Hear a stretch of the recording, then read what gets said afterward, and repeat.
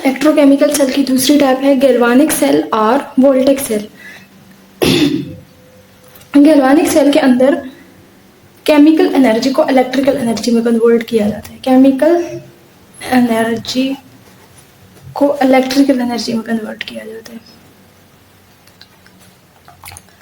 यानी chemical reaction से electricity बनाई जाएगी।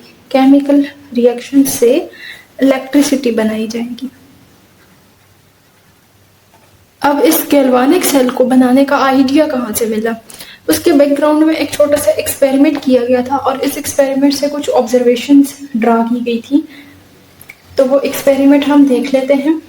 एक्सपेरिमेंट ये था कि एक कंटेनर में कॉपर सल्फेट का सॉल्यूशन दिया गया, कॉपर सल्फेट, और उसके अंदर जिंक का रॉड डिप कर दिया गया।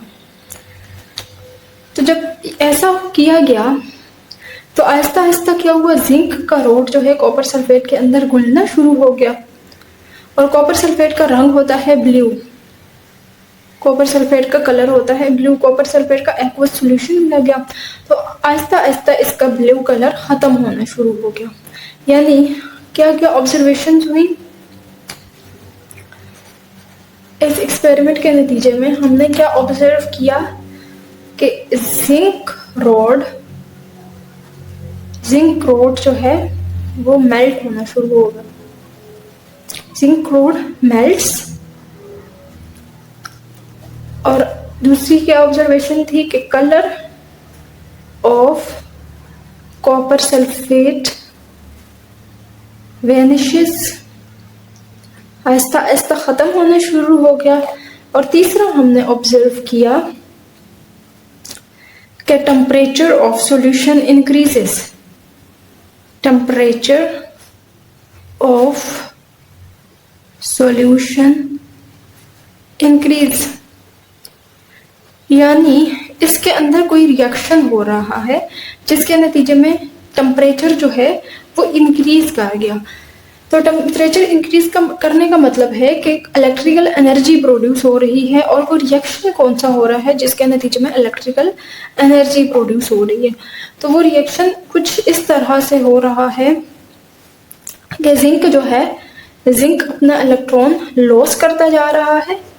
जिंक जब इलेक्ट्रॉन लॉस करता जा रहा है तो ये Zn+2 आयन में कन्वर्ट होता जा रहा है और साथ में 2 इलेक्ट्रॉन। और दूसरी तरफ क्या हो रहा है, कॉपर सल्फेट जो है, कॉपर सल्फेट जब आयनाइज होगा तो Cu2+ एंड सल्फेट आयन्स होंगे। तो इधर क्या हुआ कि कॉपर 2+ आयन जिंक के लॉस किए हुए 2 इलेक्ट्रॉन्स को लेता जा रहा है और खुद जो है कॉपर मेटल में कन्वर्ट होता जा रहा है। तो कुल मिला के जिंक का रॉड घुलता जा रहा है और कॉपर सल्फेट भी टूटता जा रहा है, जिसके नतीजे में जिंक सल्फेट बनता जा रहा है। अब क्या होगा कि ये Zn2+ और ये सल्फेट आपस में जुड़ जाएंगे। Zn2+ एंड सल्फेट जुड़कर क्या बनाते जा रहा है, जिंक सल्फेट। तो इस बीकर के अंदर इस किस्म के रिएक्शंस हो रहे हैं और ये सारे रिएक्शंस हैं स्पॉन्टेनियस, यानी कि खुद ब खुद हो रहे हैं। तो स्पॉन्टेनियस रिएक्शंस जो होते हैं उनके नतीजे में एनर्जी रिलीज होती है, एनर्जी रिलीज। अब इस रिलीज्ड एनर्जी की वजह से जो कंटेनर का सॉल्यूशन है वो इंक्रीज हो रहा है। Temperature of solution increases.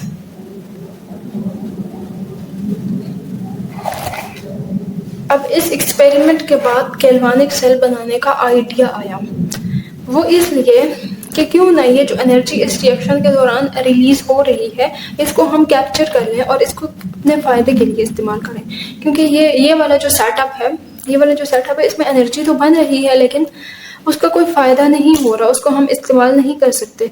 तो अब ये कुछ इस तरह से सेटअप बनाया जाएगा, उसको एक सेल की शक्ल दी जाएगी कि इस रिलीज्ड एनर्जी को हम अपने फायदे के लिए इस्तेमाल कर सकें। तो गैल्वानिक सेल बनाने की सूझी।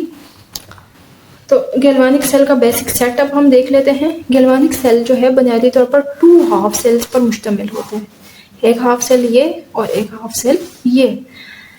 अब इसमें क्या होगा, इस सेल के अंदर एक इलेक्ट्रोड डुबाया जाएगा और इस सेल के अंदर। अब ये इलेक्ट्रोड की नेचर क्या है वो मैं आपको बता देती हूँ। अब ये वाला जो सोल्यूशन है, इधर आपने जिंक सल्फेट रखना है और जिंक सल्फेट के अंदर जिंक का ही जबकि दूसरी साइड पे आपने कॉपर सल्फेट का सॉल्यूशन लेना है और उसके अंदर कॉपर का इलेक्ट्रोड आपने डिप करना है। अब ये एक सेल बन गया, इसको तार के थ्रू ऐसे जोड़ देना है। अब इस तार में यहाँ पर आपने वोल्ट मीटर में लगा देना है या बल्ब लगा देना है, कुछ भी, यानी जो इलेक्ट्रिसिटी को कंज्यूम करे। ये हो गया बल्ब।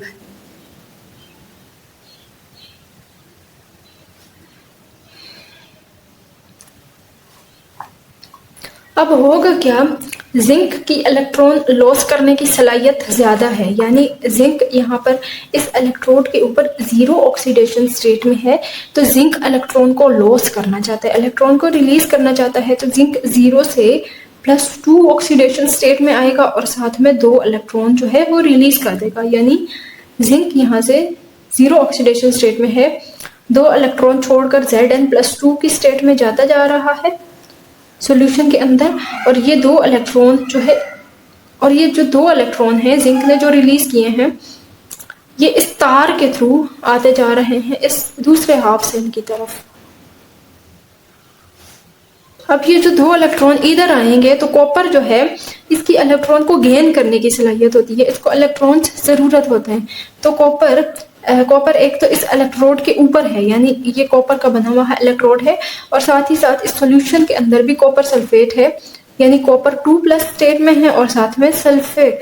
तो उधर से जब 2 इलेक्ट्रॉन आ रहे हैं इस हाफ सेल से, इसके अंदर इस कॉपर इलेक्ट्रोड के ऊपर आते जा रहे हैं इलेक्ट्रॉन्स, यहाँ पर इलेक्ट्रॉन्स ज्यादा हो गए हैं, तो ये क्या करेगा, कॉपर +2 स्टेट में है, इसको इलेक्ट्रॉन्स की जरूरत है, ये रिड्यूस होना चाहता है, तो ये आ करना इस इलेक्ट्रोड के ऊपर जुड़ जाएगा, 2 इलेक्ट्रॉन लेकर इस इलेक्ट्रोड के ऊपर डिपॉजिट होता जाएगा। यानी कॉपर जो सॉल्यूशन के अंदर +2 ऑक्सीडेशन स्टेट में था, ये क्या करेगा, 2 इलेक्ट्रॉन लेकर Cu 0 ऑक्सीडेशन स्टेट में जाता जा रहा है। तो अब होता क्या है कि इधर से इलेक्ट्रॉन रिलीज हो रहे हैं क्योंकि जिंक के इलेक्ट्रॉन लॉस करने की सलाहियत है, और इधर इलेक्ट्रॉन्स की जरूरत है, इधर कैप्चर होंगे इलेक्ट्रॉन क्योंकि कॉपर की इलेक्ट्रॉन गेन करने की सलाहियत होती है। तो इलेक्ट्रॉन को इस रास्ते के थ्रू ये रास्ता फराहम किया गया है ताकि इलेक्ट्रॉन इस रास्ते से फ्लो करे। तो इस इलेक्ट्रॉन के फ्लो की वजह से क्या होता है, यहाँ पर इलेक्ट्रिसिटी बनती है, इलेक्ट्रिसिटी। और जब ये इलेक्ट्रॉन फ्लो करेंगे तो ये बल्ब ग्लो करना शुरू कर देगा। ये तो नतीजतन इस केमिकल रिएक्शन से हमें इलेक्ट्रिसिटी मिली। तो इस सेल को फिर क्या कहा जाएगा, गैल्वानिक सेल या फिर वोल्टेक सेल। अब ये वाला जो इलेक्ट्रोड है इसको एनोड कहा जाएगा और इसके ऊपर है नेगेटिव चार्ज, क्योंकि जिंक जो है इसको इलेक्ट्रॉन देता जा रहा है। और ये है कौन सी साइड पे, लेफ्ट साइड पर, और इसके ऊपर हो क्या रहा है, ऑक्सीडेशन, जिंक अपना इलेक्ट्रॉन लॉस करता जा रहा है। तो इसके लिए इस कन्वेंशंस को याद करने के लिए एक ट्रिक होती है लोन, LOAN, लोन। अब इस लोन में L stands for left, O is for oxidation, A is for anode, and N is for negative। तो ये तो हो गए इस साइड वाले हाफ सेल के कन्वेंशंस। अब दूसरी साइड के लिए आपने इसके उलट कर देना है, ये लेफ्ट है तो ये राइट साइड हो जाएगा, इधर ऑक्सीडेशन हो रहा है तो इधर रिडक्शन हो जाएगा, ये एनोड है तो ये कैथोड हो जाएगा, और ये नेगेटिवली चार्ज्ड है तो ये पॉजिटिवली चार्ज्ड इलेक्ट्रोड होगा, पॉजिटिव इलेक्ट्रोड। इस पर्टिकुलर सेल के अंदर यानी गैल्वानिक सेल के अंदर जो इलेक्ट्रोड्स के ऊपर चार्ज है ये इस केमिकल रिएक्शंस की वजह से आए हैं, यानी इस जिंक का इसको इलेक्ट्रॉन्स देने की वजह से आए हैं। और यहाँ पर कॉपर चूंकि इस इलेक्ट्रोड से इलेक्ट्रॉन्स लेता जा रहा है, इस वजह से इसके ऊपर पॉजिटिव चार्ज आया है, यानी केमिकल रिएक्शंस की वजह से यहाँ पर इलेक्ट्रोड्स के ऊपर चार्ज आए हैं। इसके बरअक्स जो इलेक्ट्रोलाइटिक सेल होता है उसके अंदर बैटरी चार्ज प्रोवाइड करती है इन दोनों इलेक्ट्रोड्स को। तो यहाँ पर एनोड जो है वो पॉजिटिवली चार्ज्ड होगा, जबकि यहाँ पर एनोड जो है वो नेगेटिवली चार्ज्ड होगा। तो ये इनके अंदर फर्क है।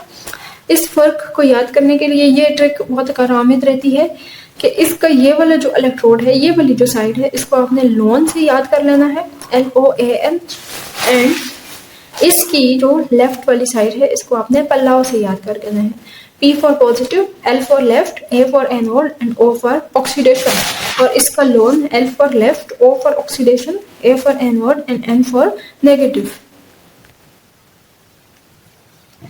अब इस गैल्वानिक सेल के अंदर जो ये रिएक्शन चलता जाएगा, यानी इधर से जिंक ऑक्सीडाइज होते जाएंगे और इधर कॉपर रिड्यूस होते जाएंगे और ये इलेक्ट्रॉन्स का फ्लो चलता रहेगा, तो इलेक्ट्रिसिटी बनती रहेगी। लेकिन इस सेल के साथ मसला क्या होता है कि यहाँ पर जो ऑक्सीडेशन होती जाएगी, इस पर्टिकुलर इस हाफ सेल के अंदर Zn+2 जो की मिकदार जो है वो बढ़ती जाएगी, यानी ओवरऑल इसके अंदर पॉजिटिवली चार्ज्ड आयंस बढ़ते रहेंगे, क्योंकि सल्फेट की मिकदार तो फिक्स है, सल्फेट तो जितना है उतना है, लेकिन जिंक का जो है वो इधर से गिरता जा रहा है, तो प्लस का जो चार्ज है वो बढ़ता जा रहा है। और इस दूसरी साइड पे अगर आप ध्यान दें तो यहाँ पर कॉपर जो है सॉल्यूशन के अंदर से पॉजिटिवली चार्ज्ड कॉपर आयन इस इलेक्ट्रोड के ऊपर डिपॉजिट होता जा रहा है और सल्फेट यहाँ पर फिक्स्ड मिकदार में है।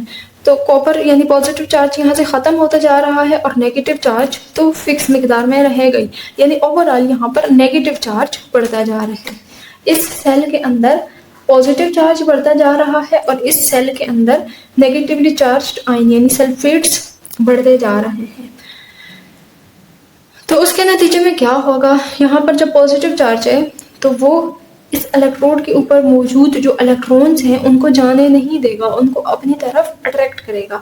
जबकि इसके बरअक्स यहाँ पर जब नेगेटिव चार्ज है तो वो यहाँ से इलेक्ट्रॉन्स को आने नहीं देगा, क्योंकि नेगेटिव चार्ज जो है वो इलेक्ट्रॉन्स को रिपेल करते हैं। तो उसके नतीजे में क्या होगा कि ये इलेक्ट्रॉन्स का फ्लो रुक जाएगा, क्योंकि इलेक्ट्रॉन्स को यहाँ से जाने नहीं दे रहे पॉजिटिवली चार्ज जिंक, और यहाँ पर नेगेटिवली चार्ज सल्फेट इलेक्ट्रॉन्स को आने नहीं दे रहे, जिसकी वजह से क्या होगा, इलेक्ट्रिसिटी का फ्लो रुक जाएगा। तो तब ये गैल्वानिक सेल बेकार हो जाएगा। अब इस मसले के हल के लिए क्या किया जाता है, यहाँ पर एक साल्ट ब्रिज लगाया जाता है। क्या लगाया जाता है, साल्ट ब्रिज। अब ये साल्ट ब्रिज के अंदर क्या होता है, साल्ट ब्रिज के अंदर साल्ट होती है, इसके अंदर जेली होती है, जेल लाइक मटेरियल। अगर जेल या कुछ भी जेली जो इसके अंदर फिक्स होता है और उस जेली के अंदर साल्ट रखी जाती है। अब ऐसी साल्ट रखी जाएगी जिसका कैटाइन और एनाइन सेम साइज का हो, जैसे पोटाशियम क्लोराइड। अब पोटाशियम क्लोराइड जो साल्ट है इसका कैटाइन और एनाइन तकरीबन सेम साइज के हैं। तो ये साल्ट ब्रिज क्या करेगा, साल्ट ब्रिज के अंदर positively and negatively charge ion दोनों हैं।